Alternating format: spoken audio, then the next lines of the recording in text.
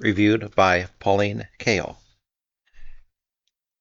Zelig, the new picture by Woody Allen, is a lively, small comedy, but it can't bear the weight of the praise being shoveled on it. If it's a masterpiece only of its own kind. It's like an example of a non-existent genre, or a genre from another country. Something mildly eerie that feels Eastern European, about a man who's on the verge of disappearing, and finally he does. Allen had a vertiginous original idea for a casual piece, like his Madame Bovary story, and he worked it out to perfection. The film has a real shine, but it's like a teeny carnival that you may have missed. It was in the yard behind the Methodist Church last week. Insignificance is even its subject. The son of an Orthodox Jewish actor, Leonard Zelig, played by Allen, wants to be safe, accepted, liked. Being a nothing himself, he takes on the characteristics of whatever strong personalities he comes in contact with.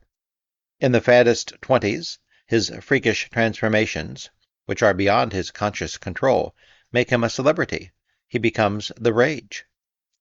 The movie, which is in the form of a documentary about Zelig, the human chameleon, is worked out meticulously, using trick effects that put Allen into old newsreels and stock footage, as well as into expertly faked footage that looks old. Mia Farrow, who, like Woody Allen, is seen only in simulated found bits of film, plays a young psychiatrist, Dr. Eudora Fletcher, who tries to cure Zelig, and, falling in love with him, is loyal even when the press and the public turn against him.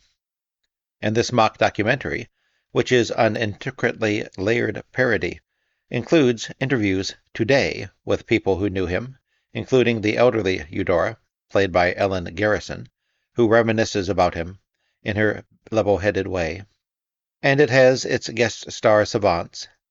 In a takeoff of Reds, Allen uses modern cultural figures, such as Susan Sontag, Irving Howe, Saul Bellow, Bruno Bettelheim, as witnesses to Zelig's career, and they each interpret that career in terms of their speciality.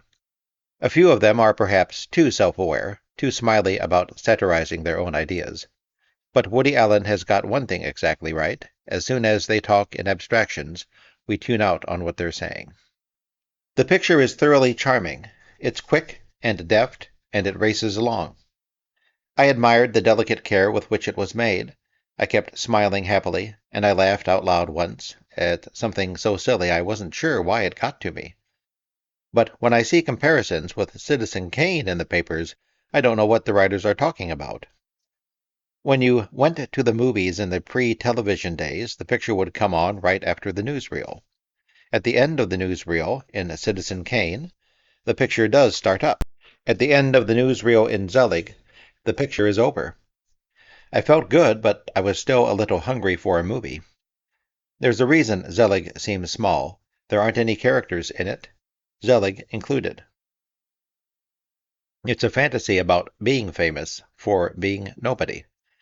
Zelig is played humbly and gracefully. Woody Allen never disrupts the movie's smooth, neutral surfaces. At times he's as meek and abashed as Stan Laurel. Even when Zelig has taken on the black skin of a jazz trumpeter, or the blubber of a fatty, or the profile of a Mohawk Indian, he isn't really strong or sure of himself. There's something frail and shy and still about him in any guise. He's emotionally mute. Zelig is an end-of-the-alphabet man, the one who comes last, and he's so anonymous that he can be everywhere. He melts into any situation. Yet whether he's on the field at spring training in Florida, waiting his turn at bat after Lou Gehrig and Babe Ruth, or innocently causing a fracas by showing up next to Pope Pius XI on the balcony at St. Peter's, or peeking from behind Hitler on the stage at a giant National Socialist Party rally, he's always looking into a camera, looking for himself. The movie is so densely about a man's obsession with himself, with his misfortune, his nothingness, that it's suffocatingly sad to think about. Maybe that's why it suggests an Eastern European sensibility. One of the newsreel announcers tells us that Zelig continues to astound scientists who observe his transformations.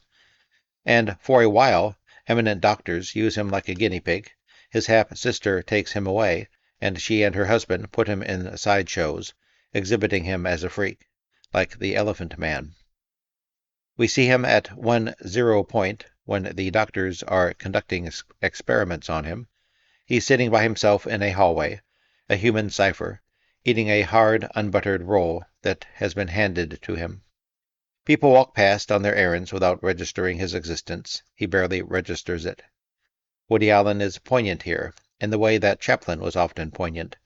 And it's creepy, because you feel that these rich, gifted, accomplished writer-director comedians who have won their artistic freedom, who have many friends and are attractive to lovers, who are admired the world over, are showing you the truth of how at some level they still feel utterly alone and lost, like wormy nothings.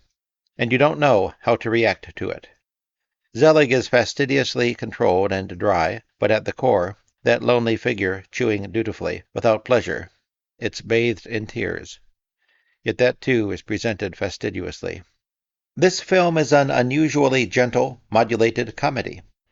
It could be rambunctious, what with Zelig having not just one but two ticker-tape welcomes to New York, and inspiring jazz-age songs and dance crazes, and all of this coming to us as part of the stylized, hyperbolic past that we see in old newsreels. But Allen plays off everything against Zelig's sad nothingness.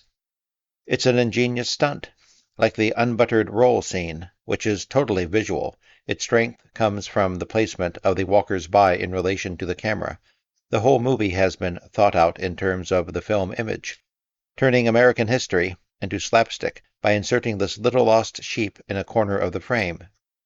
The effect is something like what you get when you read Ragtime. Allen couldn't have told the story of Leonard Zelig any other way. The pathos would have been crushing.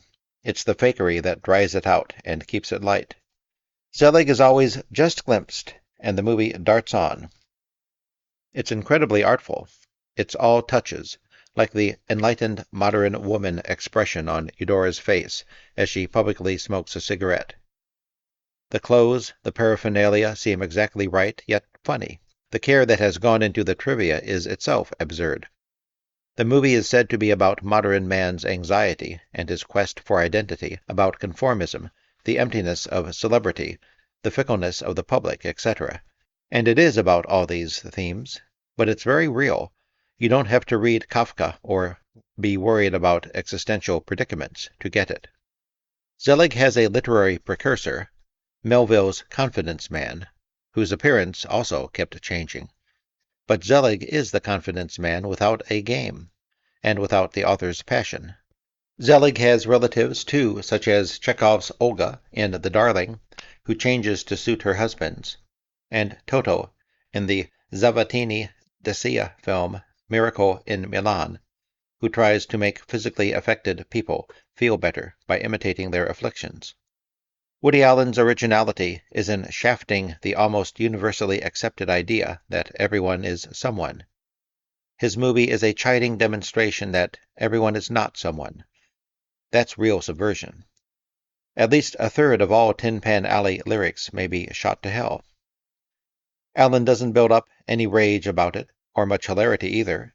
Even the hysteria that might be expected to accompany such drastic role confusion as Zelig's is missing. Zelig's nothingness is simply a given, an idea that Woody Allen gets to play with, and he puts it through its permutations. At one level, the picture is a skewed fairy tale about a patient winning his shrink. She's the best person in the world. She cares for you, she's faithful to you, and follows you all over the globe to help you. And the movie is at its most inventive and its wittiest, I think, when Mia Farrow's Eudora is having difficulty treating Zelig, because he, with his adaptation mechanism, thinks that he too is a psychiatrist. She devises a strategy to get through to him. Since she cannot convince him that he isn't one, she does it indirectly.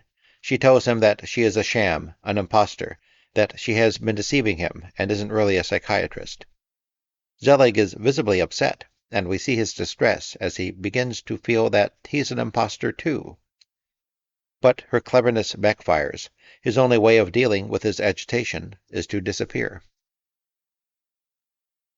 Throughout the movie, Zelig keeps disappearing, and Woody Allen's conception of him is a very withdrawn, recessive person.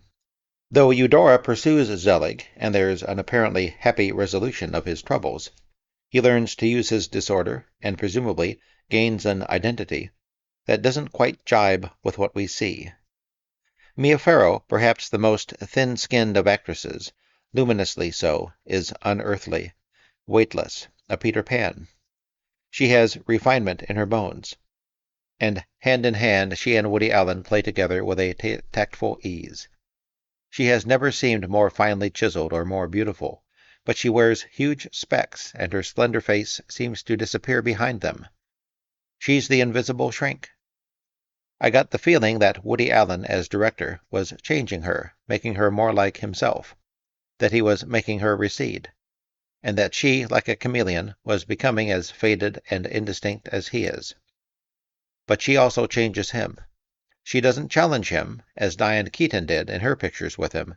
She frees him from stress, and he comes up with fresh, delicate scenes, like the one in which, under hypnosis, he murmurs, "I love you," and then, in a whimper, "You're the worst cook, those pancakes. I love you. I want to take care of you. No more pancakes." When he's with her, they're both childlike, withdrawn, far away.